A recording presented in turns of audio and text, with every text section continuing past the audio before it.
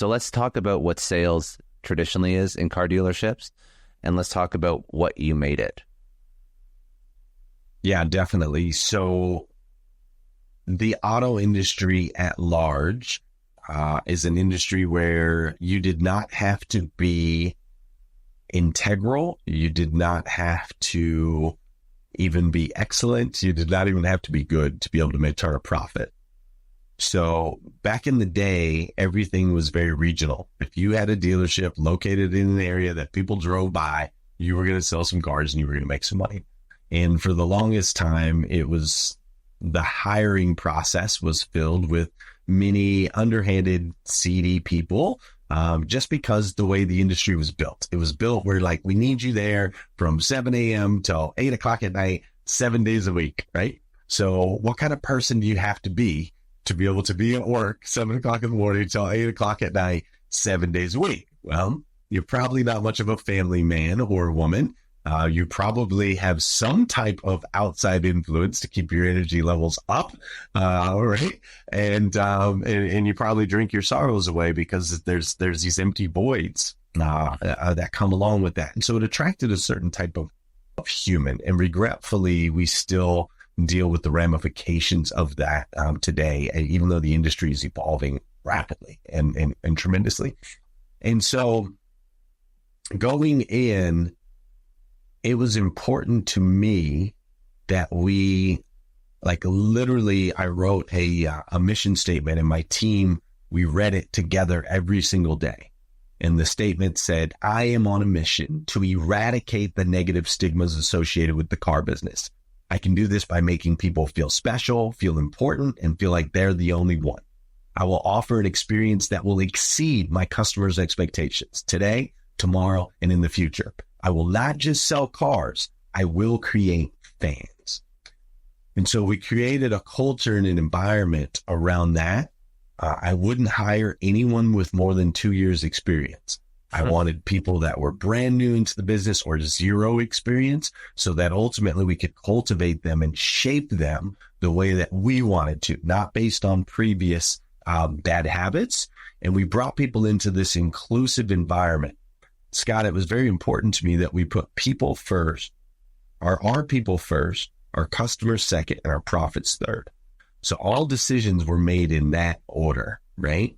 If it makes sense for our people, if we're going to elevate our people, then the answer was yes. Customers, they always say customers always right. We didn't believe that. Our employees were always right first, right? Unless we found out they were wrong, but we always trusted our employees and stood behind them before any other customer because they were the most important. And I followed this lead process that I'll share with you and that I'll share with everybody listening. This is a really powerful acronym that I put together and really made a big difference for us. So the word lead is spelled L-E-A-D-D, right? L-E-A-D-D. Now, some of you are listening going, this guy can't spell. Right? But I'm going to break down why it's L-E-A-D-D. I'm going to break that down for you right now. All right. So the L in lead stands for listen. You have 2 ears and 1 mouth for a reason. I know your mama told you this. You should listen twice as much as you speak, right? So we very much had this mindset as leaders in the organization that we were always going to listen twice as much as we spoke. We always made sure that our employees felt seen, heard, and significant. That comes through listening.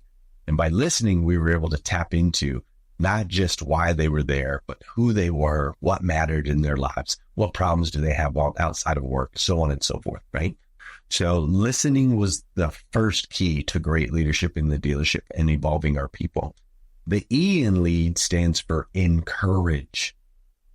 As we were listening to our people, we weren't listening to defend. We weren't listening to object. We weren't listening to overrule. We were listening, trying to find opportunities to encourage the behaviors we wanted to see more of and the greatness that exists inside each of these individuals, right?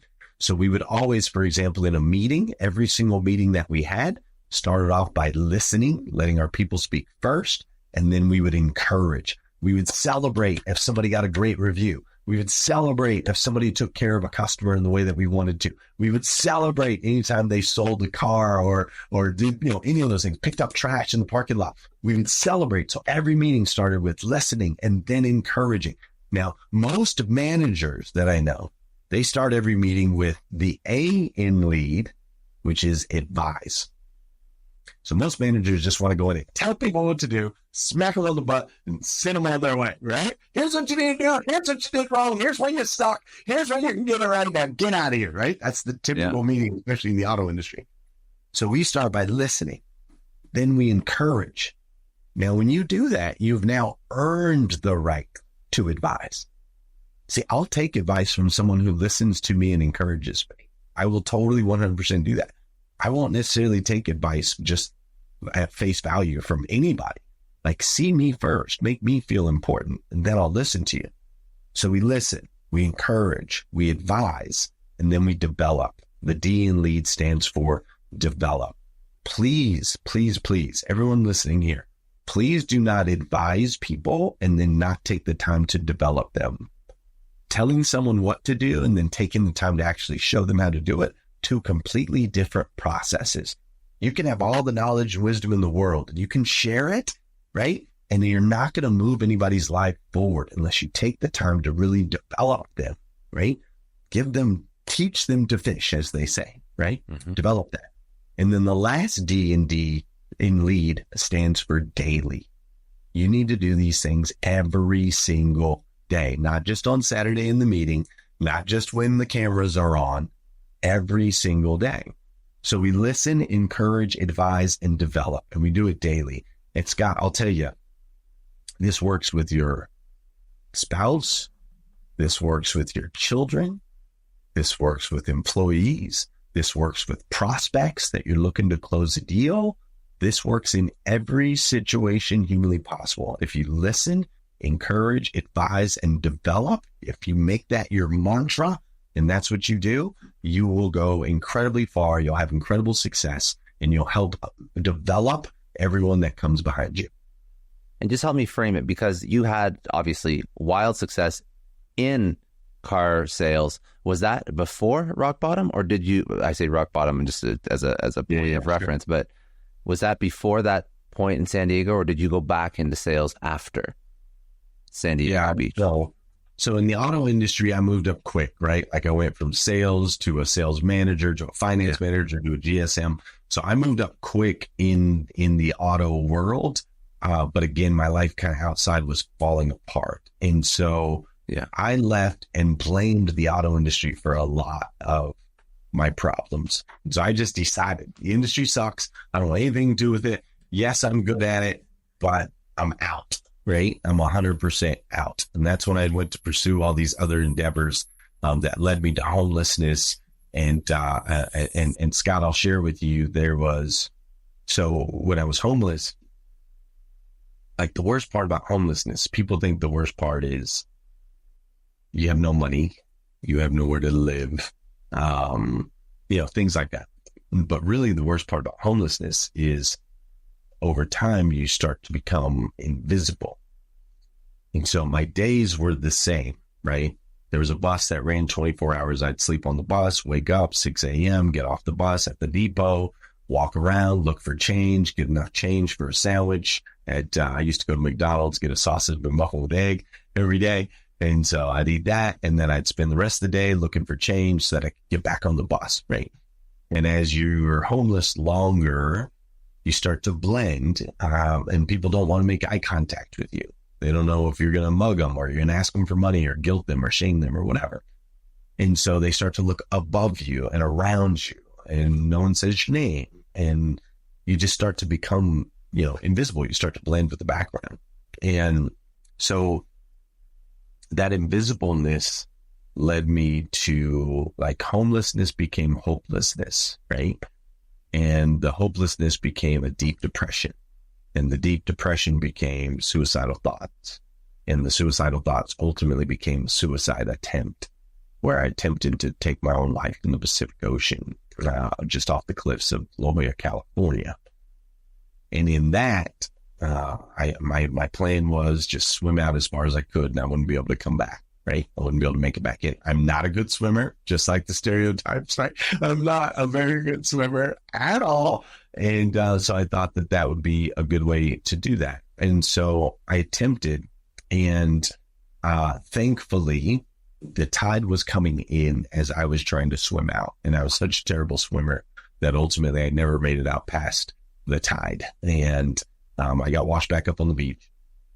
And as I was laying on the beach, looking up at the stars, realizing the tremendous hugeness of the universe, all of a sudden my problems became really small.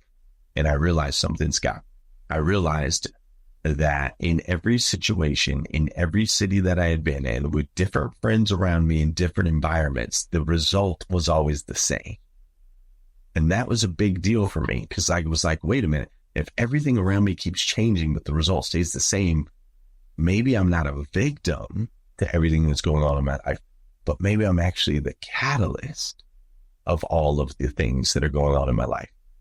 And so once I had that realization, like you take yourself wherever you go type moment, that's when it started to shift for me. And I started to go, okay, wait a minute. If I'm the catalyst of all things negative, does that mean that I can be the catalyst for positive things in my life? Is that what that means? And so from there, I am a student. I have no problem studying. Like I said, school was always easy for me. And so I started studying. Like, in order to figure out who you are, you have to figure out where you come from, right? So I started studying my ancestry. I started studying my Scientology. I spent 6 months in Scientology, getting to know the subconscious mind and the conscious mind. I started studying all of these things, and ultimately I ended up on this path where, wait a minute, maybe we're not 2D mind and body, but maybe we're 3D mind, body, and spirit.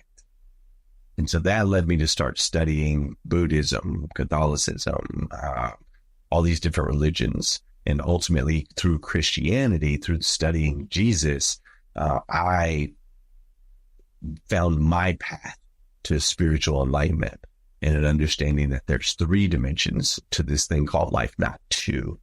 And that was the biggest shift for me, Scott. That's when I started to take responsibility for my own actions. And so fast forward, I ended up moving to Kentucky. I met my wife. I shook her hand. I introduced myself, and she got pregnant. And I was like, wait a minute. Glenn, this has happened once before, a decade ago, and I'm not about to go down the same path that I went on before. And so I decided I was going to go back into automotive because I was good at that. But this time I was going to make a positive impact on the industry versus allowing the industry to make a negative impact on me and my family.